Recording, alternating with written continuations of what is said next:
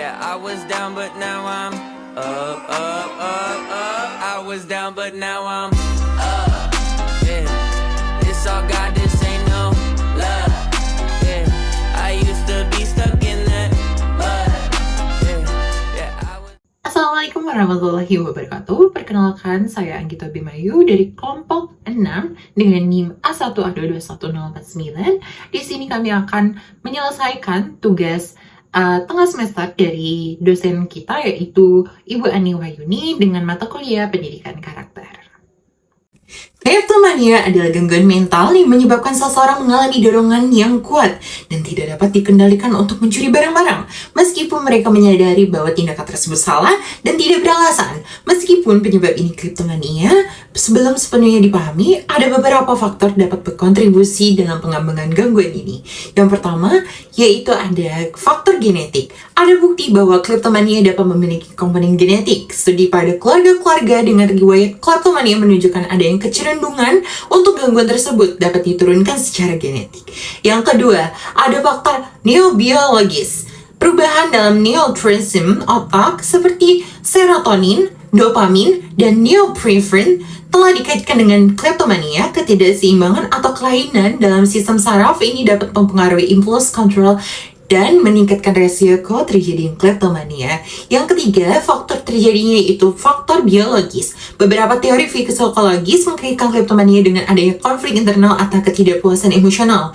Beberapa individu dapat menggunakan mencuri sebagai cara untuk meredakan stres, mengatasi perasaan tidak berdaya, atau mencari sensasi dan kepuasan. Yang keempat, faktor lingkungan. Pengalaman masa kecil seperti kekurangan perhatian atau pengawasan, trauma, atau pengalaman mencuri sebelumnya juga dapat berperan dalam perkembangan kleptomania. Lingkungan yang memfasilitasi akses mudah ke barang-barang dapat dicuri juga mempengaruhi kecenderungan seseorang untuk mencuri. Kita sebagai orang tua, guru, ataupun dosen sangat berperan penting terhadap anak dan mahasiswanya. Kita ada beberapa cara nih agar untuk mengurangi gangguan mental dari kleptomania ini. Yang pertama, ada terapi kognitif perilaku CBT. Terapi ini membantu mengidentifikasi pola pikir dan perilaku yang mendasari kleptomania, serta mengembangkan strategi untuk mengelola dorongan mencuri. Yang kedua, ada teknik relasi, melakukan meditasi, pernapasan dalam, ataupun yoga dapat membantu untuk meredakan stres dan ketegangan yang memicu keinginan untuk mencuri. Yang ketiga, adanya dukungan sosial. Mendapatkan dukungan dari keluarga, teman, ataupun kelompok dukungan dapat memberikan motivasi dan bantuan dalam menghadapi kleptomania. Yang keempat, menghindari situasi pemicu. Mengenali dan menghindari situasi yang memicu keinginan untuk mencuri dapat mengurangi risiko perilaku tersebut. Pentingnya bahwa kleptomania adalah gangguan psikologis yang kompleks dan kemungkinan antara interaksi dari beberapa faktor di atas menyebabkan terjadinya kleptomania pada seseorang.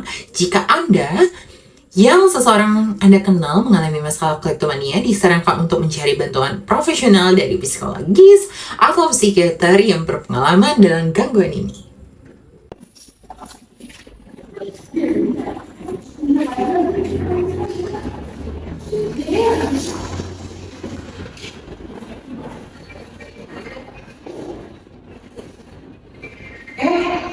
Siti, kamu ngapain?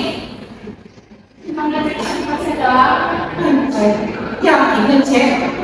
Aku cuma ngecek, saya gak ada ngambil. Emang yakin kamu cuma ngecek? Itu ada HP loh. Kamu mau bohong? Siti, kamu, nanti aku laporin kamu ke dekan. Ini bukan dia. Tapi kan aku gak ada ngambil.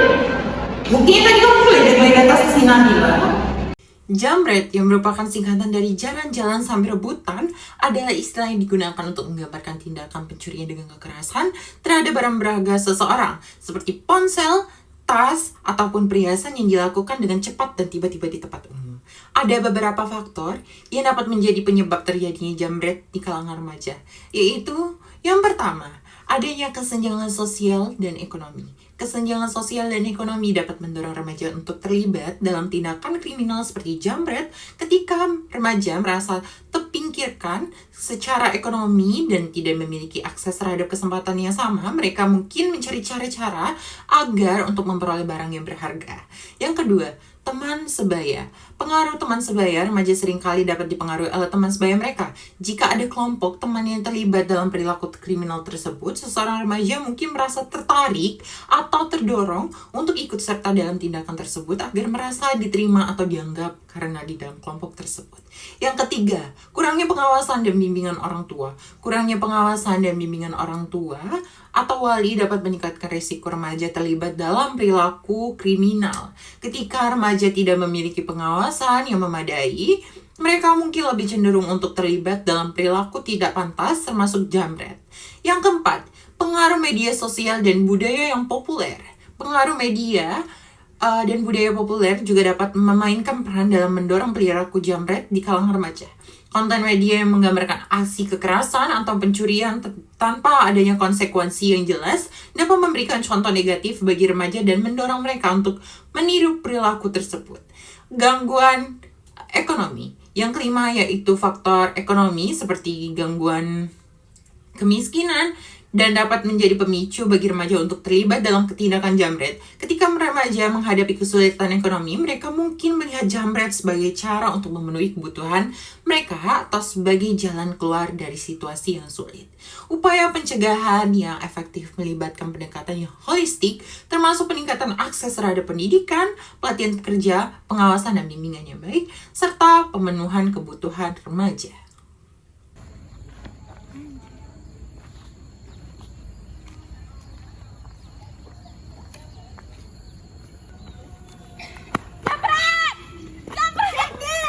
Perkenalkan, nama saya Daniel Benensori dengan NIM akhir A1A 221024. Di sini saya akan menyampaikan tentang penyebab orang seringkali membuang sampah sembarangan.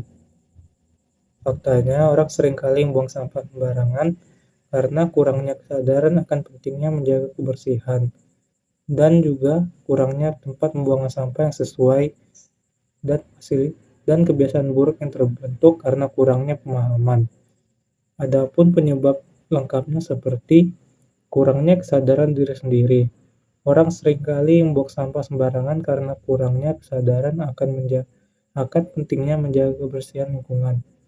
Kurangnya akses terhadap tempat pembuangan sampah yang sesuai, kebiasaan buruk yang terbentuk karena kurangnya pemahaman akan dampak negatifnya bagi lingkungan dan kesehatan manusia. Yang kedua, tidak peduli terhadap perilaku sendiri.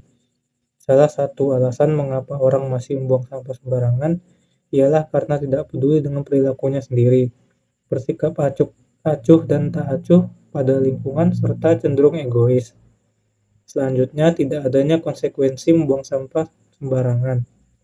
Masih banyaknya orang yang percaya bahwa tidak akan terjadi apa-apa jika hanya sekedar melemparkan sampah ke pinggir jalan.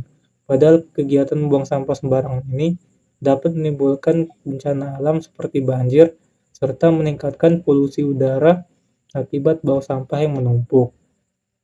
Selanjutnya, rasa malas untuk membuang sampah pada tempatnya.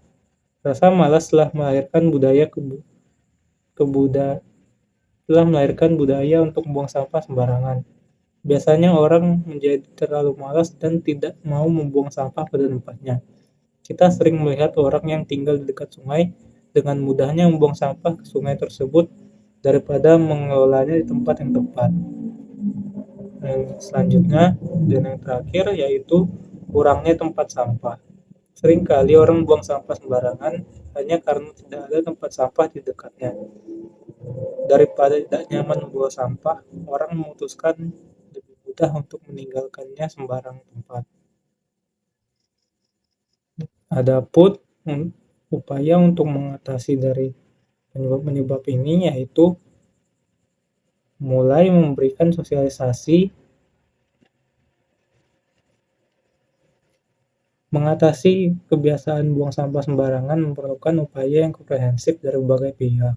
Pertama-tama, pendidikan lingkungan perlu ditingkatkan untuk meningkatkan kesadaran masyarakat akan pentingnya menjaga kebersihan lingkungan dan dampak negatif dari pembuangan sampah sembarangan.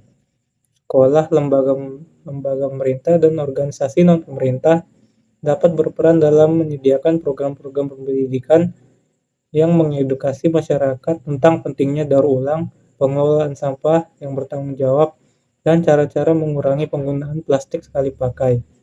Selain itu, perlu juga ditingkatkan infrastruktur pengelolaan sampah, seperti penyediaan tempat pembuangan sampah yang mudah diakses dan fasilitas daur ulang yang memadai. Sanksi yang tegas juga diperlukan bagi pelanggar yang membuang sampah sembarangan, sebagai upaya untuk menegakkan disiplin dan memberikan efek jera kepada pelaku. Baiklah, mungkin itu saja penjelasan dari saya. Saya ucapkan terima kasih.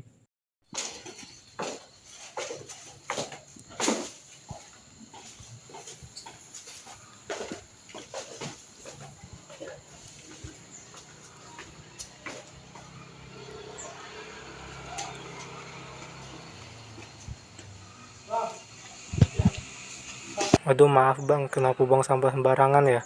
Oh ini bang, soalnya saya lihat juga sekitar sini juga sampahnya pada dibuang sembarangan. Waduh, kebiasaan seperti itu kan nggak boleh diterusin bang. Membuang sampah di selokan itu dapat menyumbat aliran airnya loh, nanti bisa terjadi banjir. Ayo bang, diambil lagi sampahnya, dibuang di tong sampah di sana. Oh iya bang, maaf bang.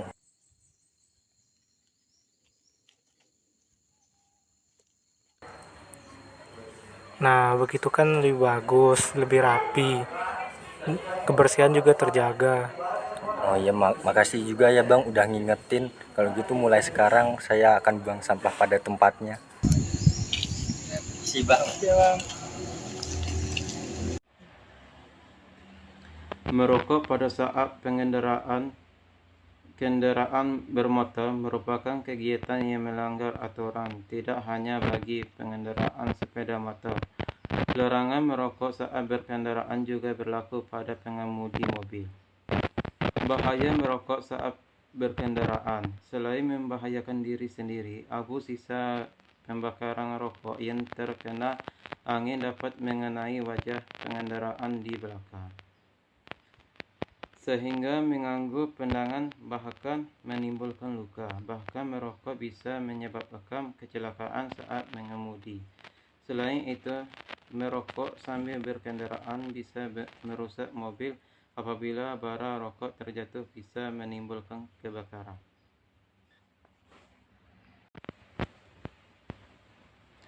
Merokok pada saat kendaraan bermotor merupakan kegiatan yang melanggar aturan, tidak hanya bagi pengendaraan sepeda motor. Larangan merokok saat berkendaraan juga berlaku pada pengemudi mobil.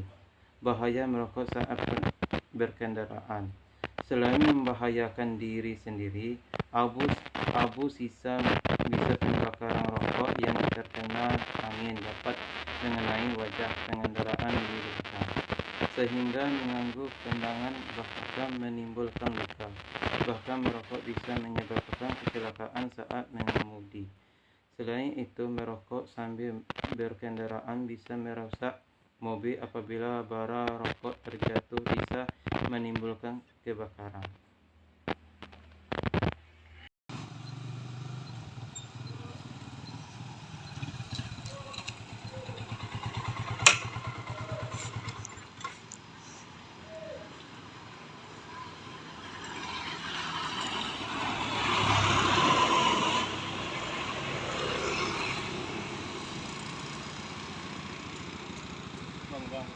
Jangan merokok kendaraan, nanti terganggu kendaraan lain.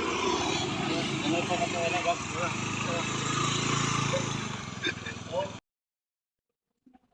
Perkelahian sesama siswa atau juga sering dikenal sebagai tawuran adalah bentuk konflik atau kekerasan yang terjadi antara dua atau lebih kelompok siswa yang berasal dari sekolah yang berbeda. Perkelahian ini juga sering terjadi di luar lingkungan sekolah, seperti di jalan atau tempat umum lainnya, dan dapat melibatkan banyak orang. Perkelahian ini dapat disebabkan oleh berbagai faktor, yaitu seperti persaingan dalam prestasi akademik, perbedaan ideologi atau pandangan, persaingan dalam non-akademik, gengsi dan ego, provokasi, konsumsi obat-obatan terlarang, dan juga masalah personal. Nah, perkelahian antar siswa juga dapat memiliki dampak negatif yang sangat luas. seperti ketenangan siswa dan masyarakat sekitarnya terganggu, serta sekolah juga mendapat citra yang sangat buruk dari masyarakat. Dalam beberapa kasus perkelahian ini dapat berkelanjut menjadi bentuk kekerasan yang lebih serius, seperti pengeroyokan, dan dapat menyebabkan luka berat atau kematian.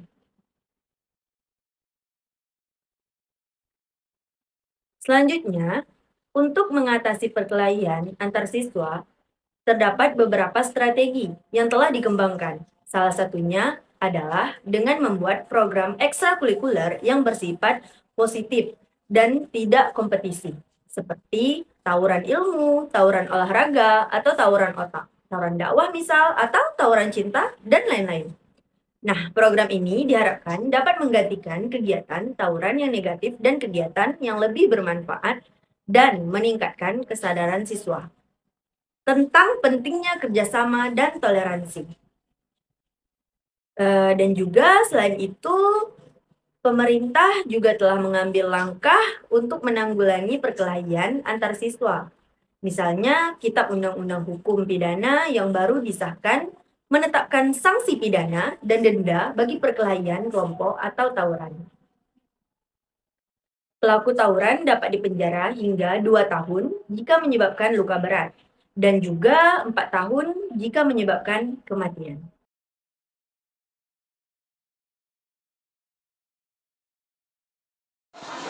Aduh, bisnya lama banget sih datangnya. Iya nih, lama banget ya. Enak tahu. Itu ada anak SMA 2 mandiri tuh, gangguin yuk. Jangan lah, nggak ikut itu.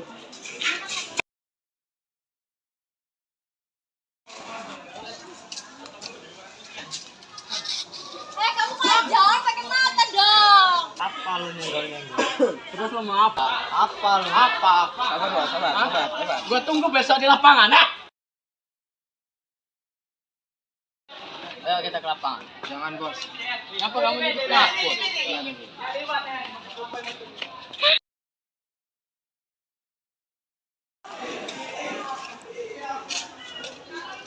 Pengecut. Siapa pengecut? Ayo gelut. Ayo. Lihat tuh ada yang gelut. Mana? Gue lapor Pak Desa ya. Iya.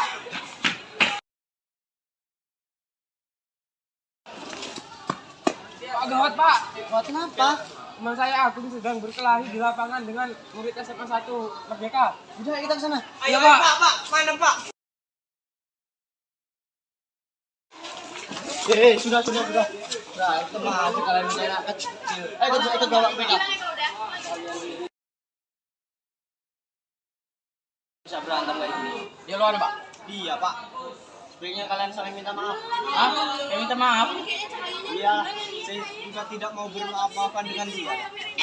Sudah, sebaiknya kalian saling memaafkan. Tidak baik juga berantem-berantem dengan dia. Nah, itu kan enak, berantem-berantem.